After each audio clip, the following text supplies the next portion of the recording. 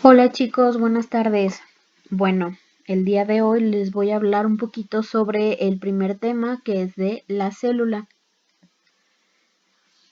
Antes de que empecemos este curso, hay dos frases que es muy importante que ustedes entiendan, que son las dos materias que vamos a ver durante todo este semestre. La primera es anatomía. ¿Qué es en sí la anatomía? Es la ciencia que va a estudiar todas las estructuras corporales y las relaciones que hay entre ellas. Por ejemplo, es la ciencia que nos va a decir dónde está el corazón, dónde están los huesos, dónde está el intestino y demás. Y por el otro lado tenemos la fisiología, que la fisiología es una ciencia que va a estudiar las funciones corporales. Esto es decir, cómo funcionan las distintas partes del cuerpo. Entonces, en este caso, por ejemplo, es para qué sirve el corazón, para qué sirven los huesos, para qué sirven los intestinos y demás. Entonces, estas dos son las clases que vamos a estar viendo durante todo el semestre. Y hay que recordar que ambas son ciencias. Esta primer clase es sobre la célula y de este lado vamos a estar viendo la parte de anatomía, vamos a ver lo que es la membrana celular, los organelos, el núcleo, los ácidos nucleicos, genes, cromosomas y cómo es la reproducción celular. Y por el otro lado vamos a estar viendo la fisiología de la célula. Muy bien, vamos a empezar. Esta es una célula, obviamente es una representación. En vivo no se ve así de diferentes colores, pero es para que ustedes la puedan entender mejor. Vamos nosotros a contemplar que la célula la podemos dividir en tres partes, en tres estructuras. La primera es esta parte, esta como capita azul que se llama membrana plasmática. Por otro lado, vamos a tener todo lo que vamos a tener en medio que se llama citoplasma. Y en el centro vamos a tener esta bolita que se llama núcleo. Como les explicaba a sus compañeros en la clase previa, imagínense que es como si tuvieran una paleta Tootsie Pop.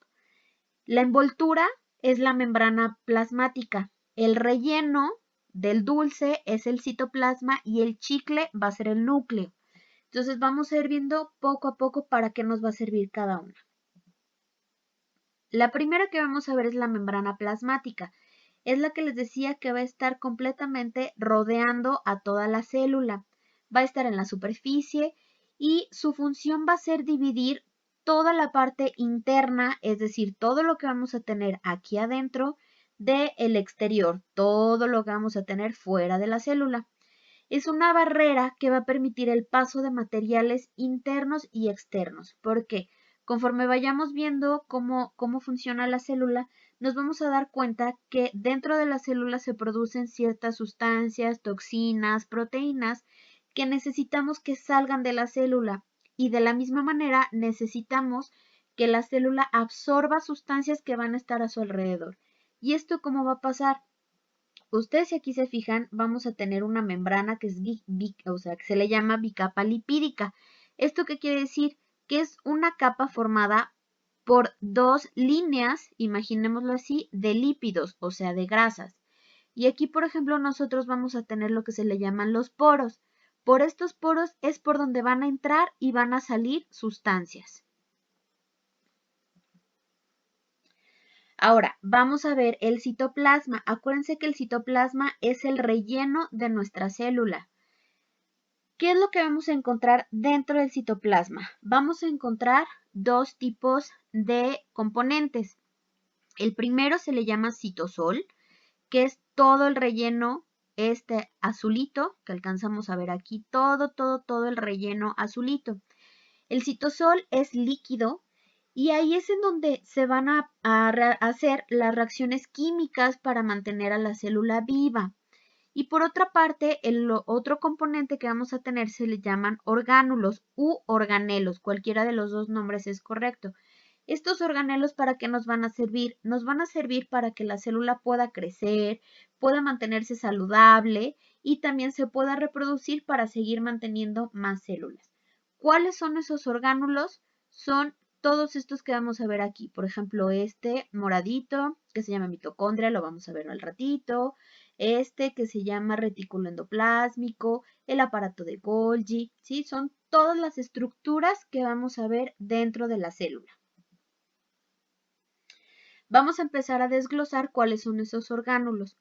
El primero que vamos a ver se llama citoesqueleto, ¿sí? ¿Para qué nos va a servir este citoesqueleto?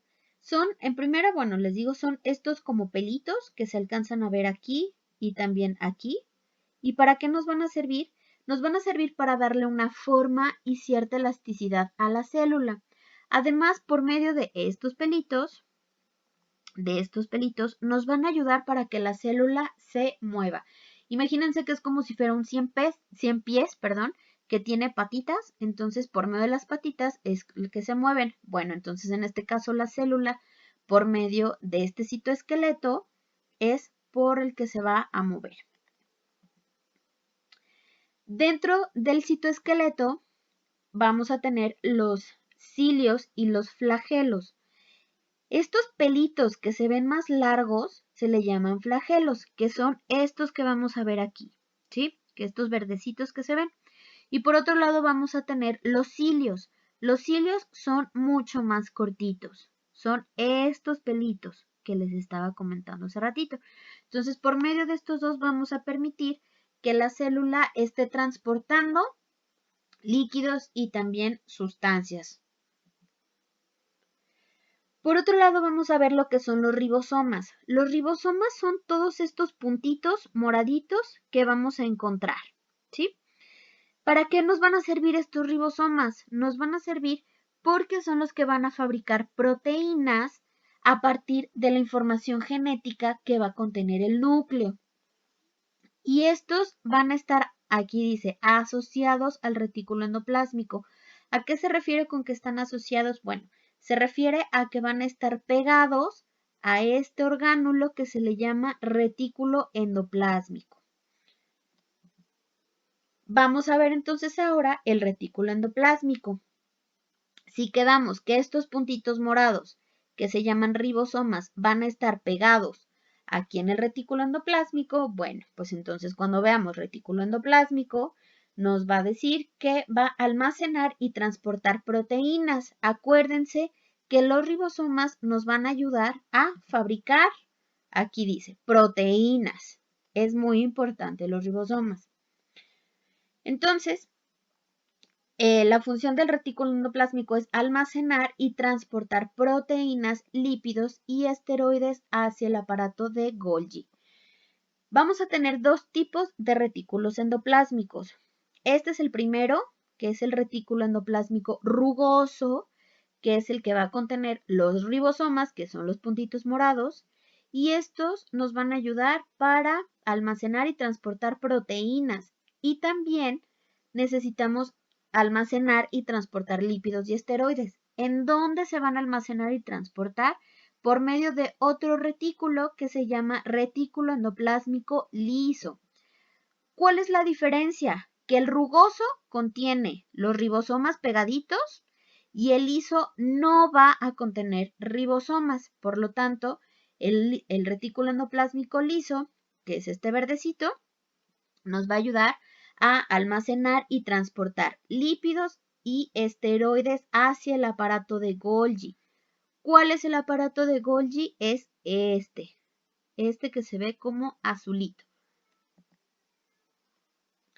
Entonces, vamos a hacer otra relación. Si quedamos que el retículo endoplásmico almacenaba y transportaba proteínas y este transportaba también lípidos y esteroides hacia el aparato de Golgi, que es este, entonces, ¿cuál va a ser la función del aparato de Golgi? Pues recibir esas proteínas, esos lípidos y los esteroides del retículo endoplásmico. Y después, ¿qué es lo que va a hacer el aparato de Golgi? Ya que recibió esas proteínas y esos lípidos, las va a modificar y las va a transportar hacia el exterior de la célula, ¿sale? Entonces, ustedes aquí se fijan, para hacer un pequeño resumen, vamos a tener primero los ribosomas que van a estar pegados a el retículo endoplásmico, ¿sale? Y también Este retículo endoplásmico va a almacenar esas proteínas, las va a enviar al aparato de Golgi y este aparato de Golgi las va a modificar y las va a expulsar de la célula. Es como una cadenita.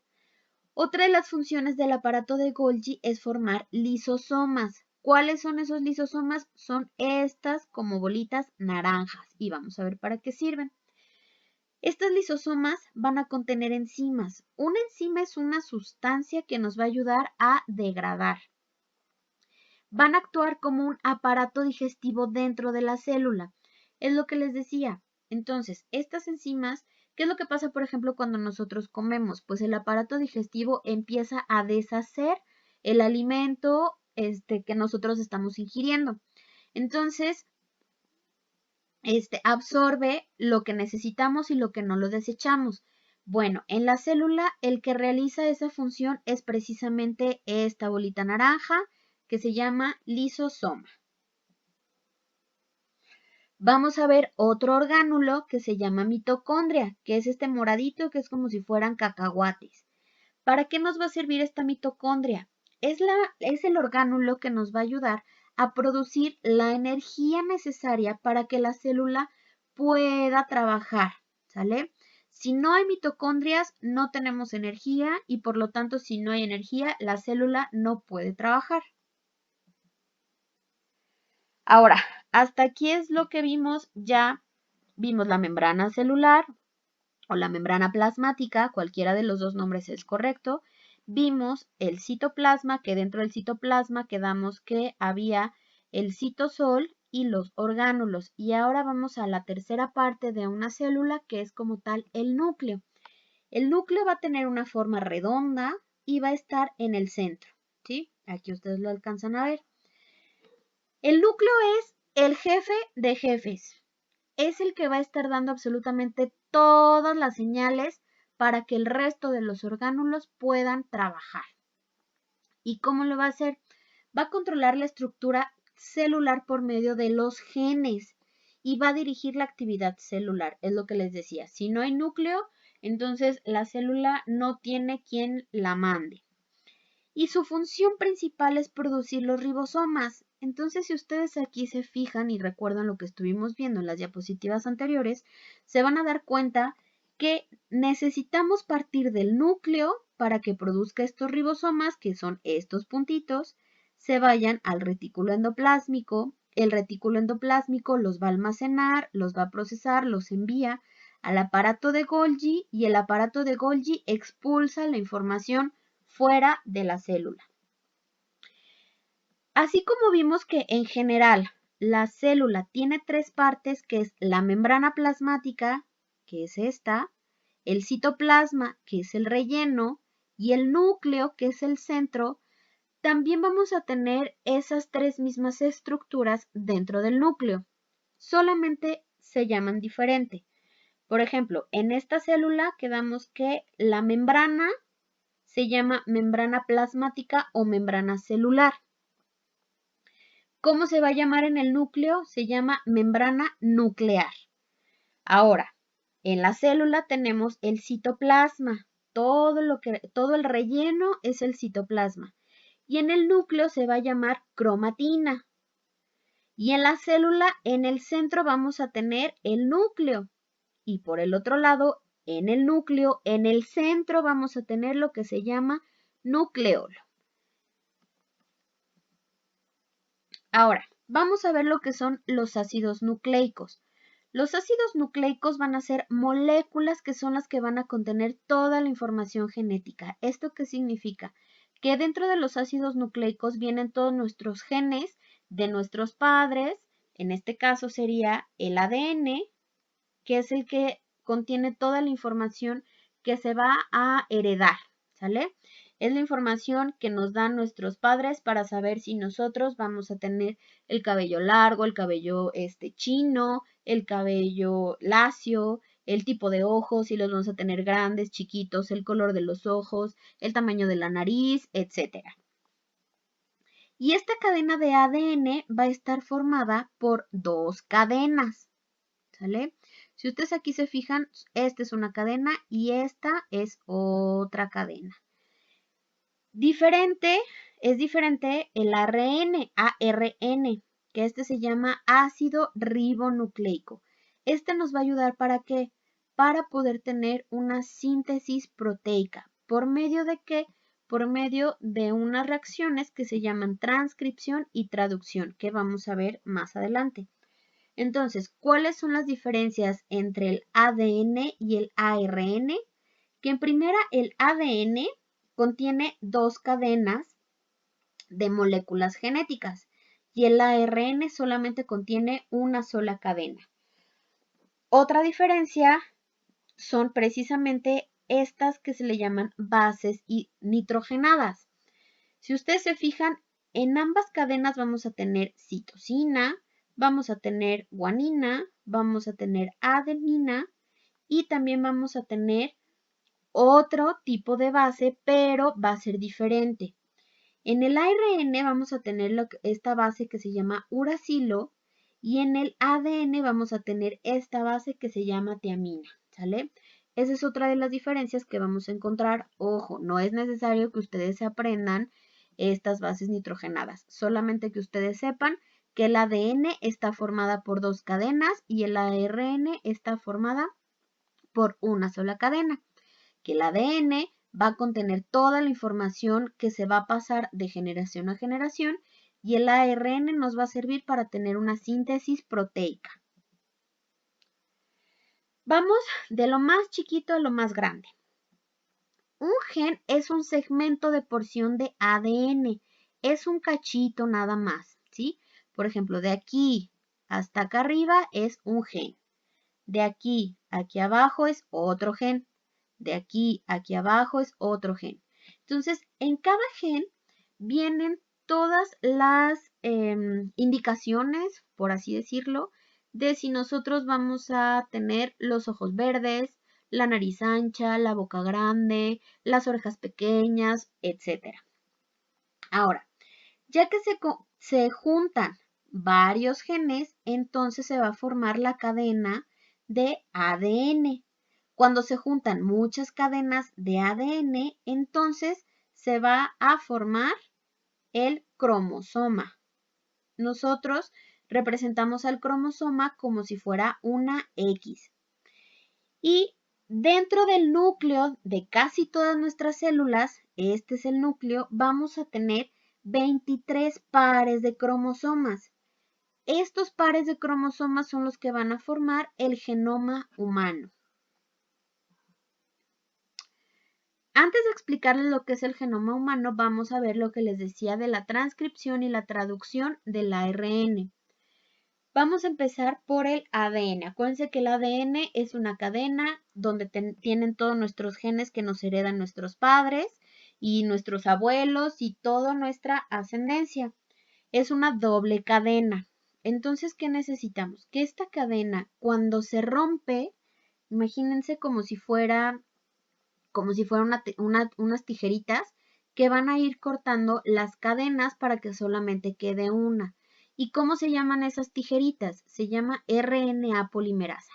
Entonces, el proceso en donde una cadena de ADN se convierte en ARN se llama transcripción y esto se realiza por medio de la RNA polimerasa.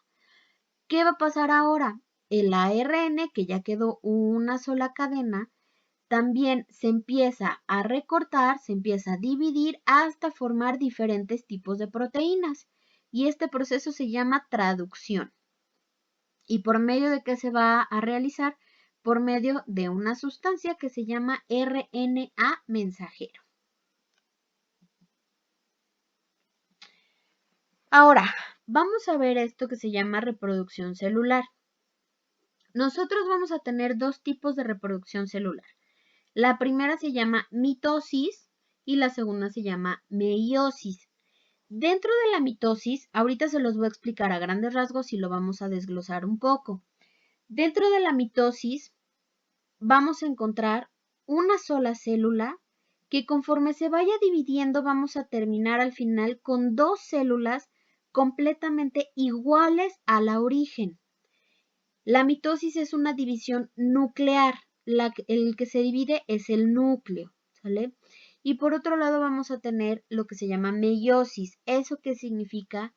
Que de una célula vamos a tener al final 4 células, pero estas 4 células van a ser completamente diferentes. Y estas 4 células se llaman gametos. ¿Cuáles son los gametos? Son los óvulos y los espermatozoides. Vamos a ver cada una de este tipo de divisiones celulares. El primero se llama, acuérdense, mitosis. Entonces, ¿qué era la mitosis? Es una división nuclear en donde de una célula origen se van a generar 2 células completamente iguales. Como cualquier proceso vamos a tener diferentes fases. La primera fase se llama interfase. ¿Y qué es lo que va a pasar? Esta célula va a replicar su ADN. ¿Cuál es el ADN? Estos 2 palitos que alcanzamos a ver aquí, ¿sale?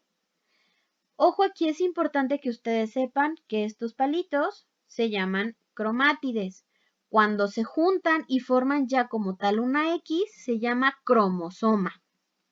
Entonces, aquí nosotros tenemos 2 cromátides que si las cruzamos es como si se estuviera formando el cromosoma. Lo primero que tenemos que hacer en este proceso es que estas cadenas de DNA se dupliquen. Entonces, si ustedes aquí se fijan, de tener 2 palitos, ya vamos a tener 4 palitos. Vamos a tener aquí 2 cromosomas.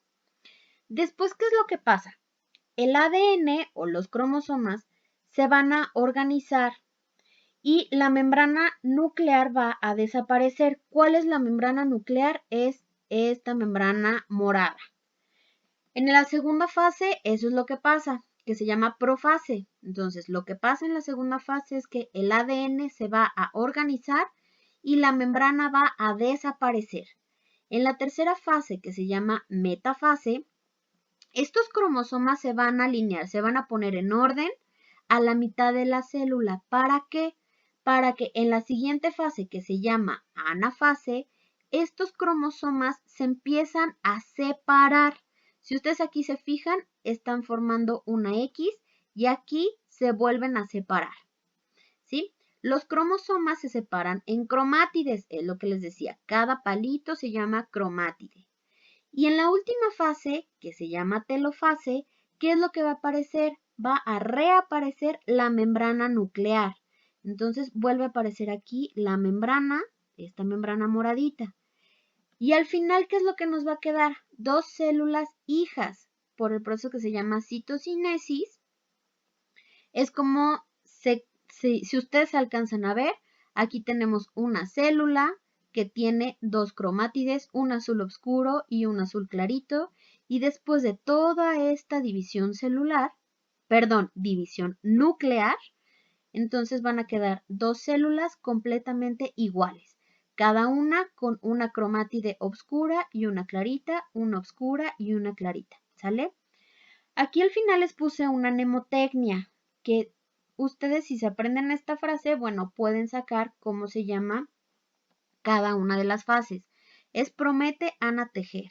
El pro de profase, que es la primera fase, y lo mete de metafase, que es la segunda, luego ana, que es anafase, la tercera fase, y tejer de telofase, ¿sí?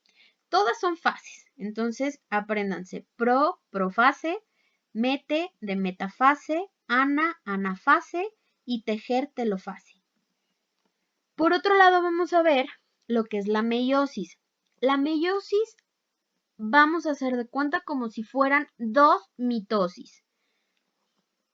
Tiene sus diferencias, vamos a ir viendo cuáles son esas diferencias. Si ustedes se acuerdan, cuando vimos en la mitosis, lo primero que tenían que pasar en la interfase es duplicar el material de DNA. Entonces quedamos que si había 2 cromátides, se duplican. Y aquí se van a formar las 2 tachitas, o sea, los 2 cromosomas. Pero ojo aquí, esto es muy importante. El ADN se organiza y da origen a los cromosomas, pero los cromosomas se van a combinar entre sí. ¿Esto qué significa? Que a la hora de que se combinan esos cromosomas es cuando nosotros, por ejemplo, vamos a tener el cabello lacio, pero a lo mejor alguno de nuestros hermanos lo va a tener chino o a lo mejor el otro lo va a tener ondulado, ¿sí? Esas diferencias genéticas se generan precisamente cuando este punto de la meiosis en la profase se duplican, se mezclan y da origen a diferentes genes. Esta es la profase 1. Ahorita les voy a explicar por qué dice aquí 1.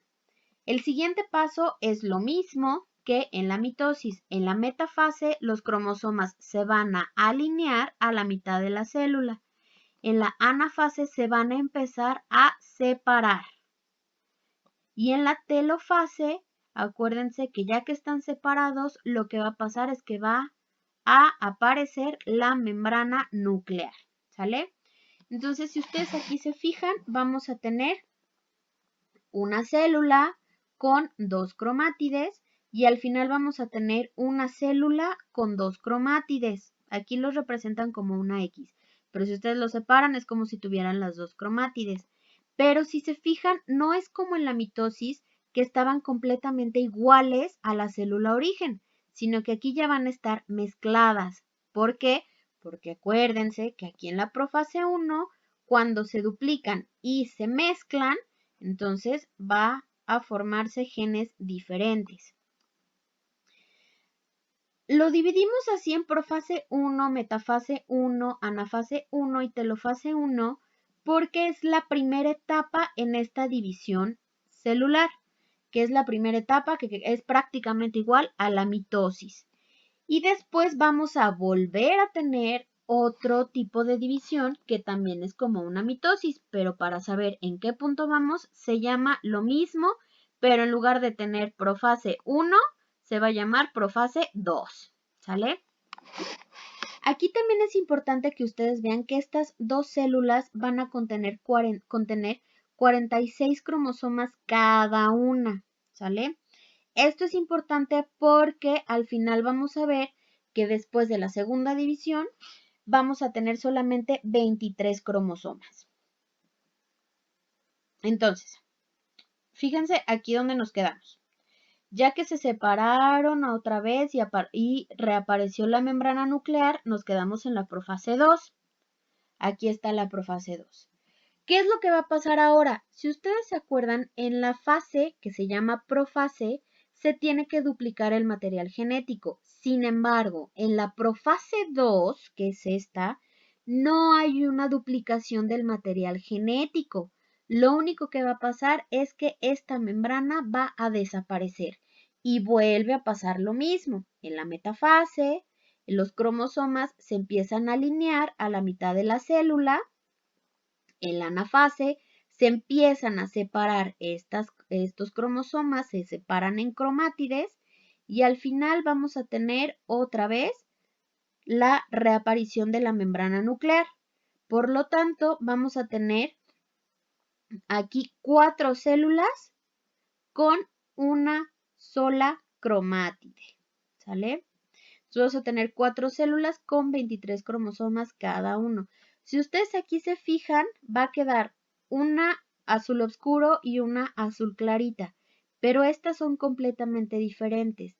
Entonces, esto es lo que nos va a decir ya al final si nosotros vamos a tener, repito, los ojos azules y a lo mejor nuestros hermanos los ojos color miel y a lo mejor otros los ojos color negro y el tipo de cabello diferente.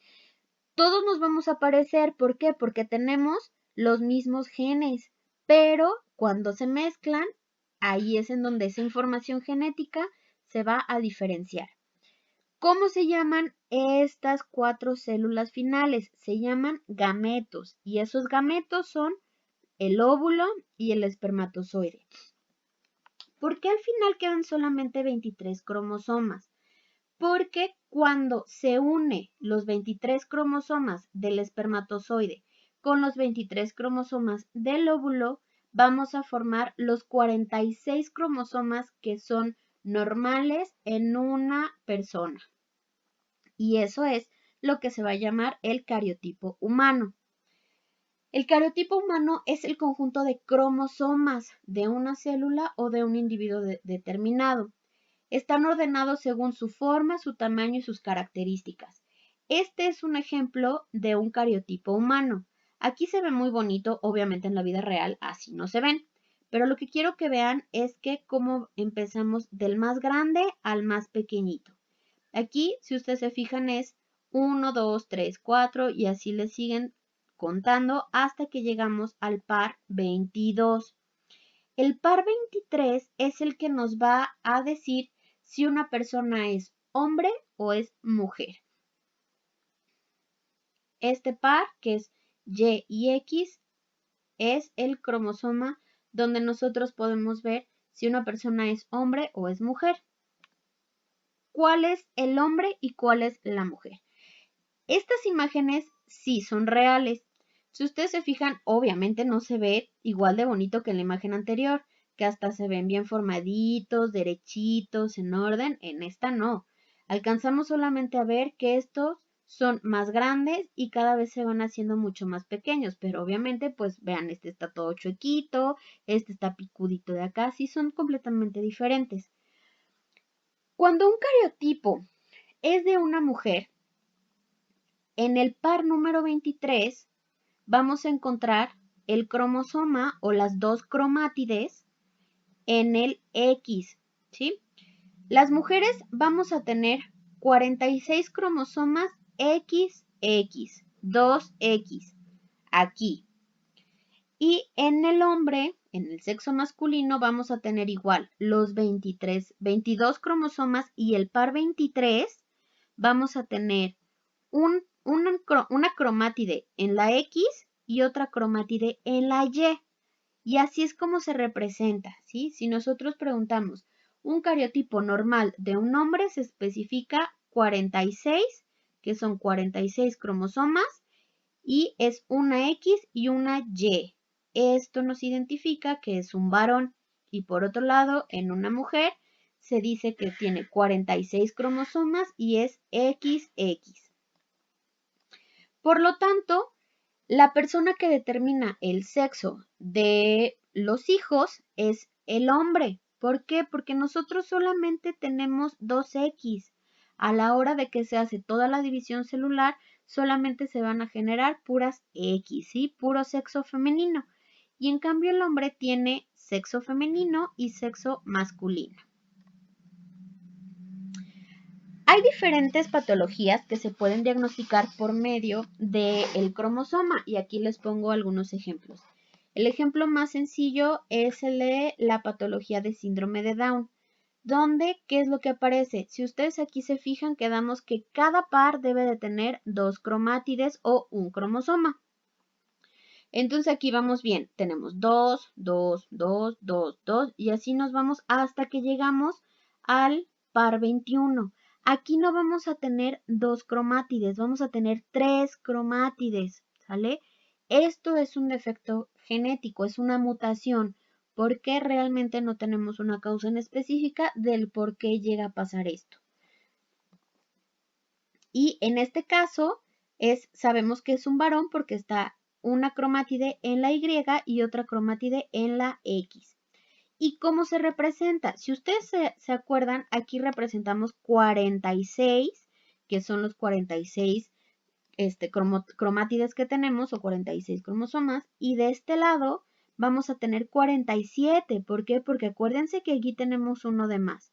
Entonces especifica 47, donde está uno de más es en el par 21 y XY es el sexo. Por el otro lado vamos a tener igual todo normal, las dos cromátides, hasta que llegamos al par 21 y aquí nos damos cuenta que tenemos 3. Y entonces, en este caso es una mujer, acuérdense, porque aquí tenemos las dos cromátides en la X. Entonces, 47, 21, XX. Tenemos 47 cromosomas. El par en donde está el cromosoma extra es el par 21 y XX porque es una mujer. Otro ejemplo, es el síndrome de Pato, donde aquí nosotros podemos ver igual que van todos muy bonitos, de 2 en 2, pero en el par 13 vamos a tener 3 cromátides. Entonces, en este caso, ¿cómo se representa? Son 47 cromátides en la alteración está en el par 13 y es un varón, ¿sale? Este chiquito tiene esa enfermedad, síndrome de Pato, en donde tienen alteraciones, si ustedes aquí se fijan, no tienen el labio completo, tienen el labio leporino,